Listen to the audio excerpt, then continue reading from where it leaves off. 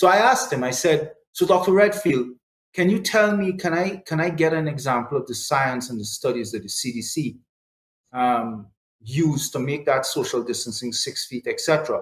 And he had come to our office to have a discussion with a couple of my bosses, and I was there in part of the meetings. So I was walking with him after the meeting, and he looked at me and we got along well, and he chuckled and he said, Paul, science, this is para, what he said, science. There was no science. We made it up.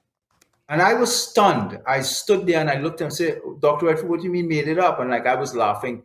And he said, well, some people talk 12 feet, some said 9, some said 1, some countries talked about 3 feet. It looked like 6 feet would have worked. And so we went with 6 feet.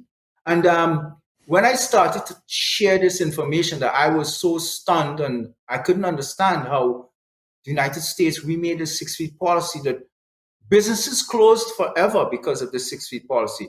People couldn't hold on in their businesses to have 6 feet between the 12 chairs that they had in their restaurant. They had to close. And some of those business owners self-harmed. We knew because the data was coming from the states up to our office at the HHS first before we wound it up to the White House. And I can tell you, they have business owners that committed suicide because of that 6 feet rule. It eventually destroyed their lives and their livelihood.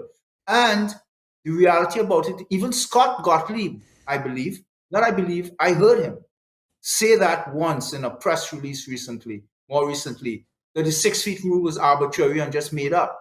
So I was vindicated because that was the fact. And it's really shocking that the CDC, etc., made policy like that affected the lives. It was not based on science. When Dr. Walensky came on the news last week before, and stated that, CDC, we've made, at some point she said, really dramatic mistakes.